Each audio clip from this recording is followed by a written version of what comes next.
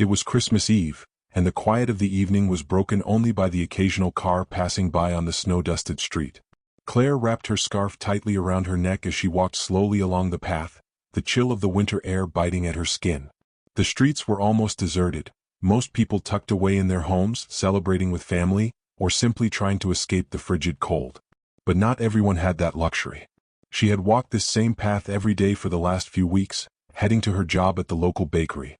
The holiday season had been especially tough this year, not just because of the weather but because Claire had been feeling the weight of the world on her shoulders. She didn't mind the work, baking was a passion of hers, but the loneliness of the season always struck harder when she was away from her family. It was a day like any other, but as Claire approached the corner of the street, her eyes caught something. A figure sitting on the stoop of an old house, hunched over with his head in his hands. His back was slumped and his shoulders shook with quiet sobs.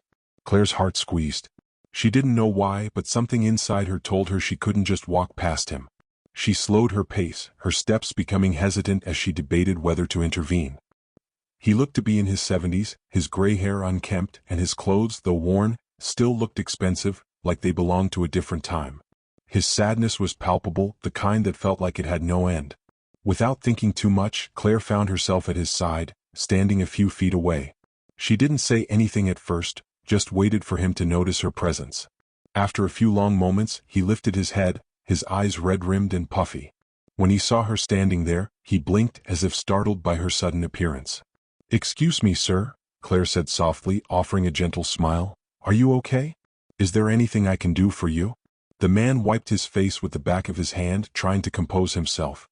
His eyes met hers, and Claire could see the exhaustion written on his face. The grief, the weariness, the weight of whatever was troubling him.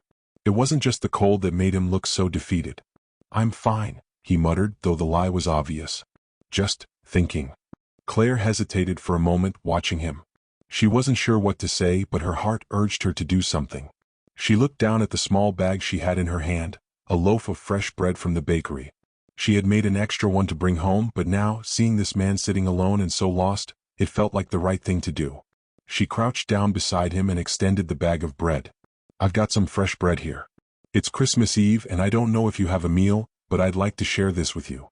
The man's gaze flickered down to the bread, then back to Claire. His eyes softened slightly, and for a moment she saw the hesitation in his expression. "I don't know if I deserve it," he said, his voice low and weary. Claire didn't know why she felt so strongly, but she pressed the bread into his hands anyway. "Everyone deserves kindness," she said, her voice gentle, "especially today. It's Christmas Eve and everyone should have something to eat, no matter what they've been through." For a few moments the man didn't speak, only stared at the bread in his hands. Then slowly he nodded and muttered a quiet thank you. His lips trembled as he spoke, and Claire could tell it wasn't just gratitude, it was the recognition of a stranger's willingness to help when he had so little. "Is there anything else I can do for you?" Claire asked, her voice still soft. "You don't have to be alone tonight." The man shook his head slowly, his eyes now distant. "No, I'm alone. It's just how it is. But, thank you for the bread. It's kind of you to offer."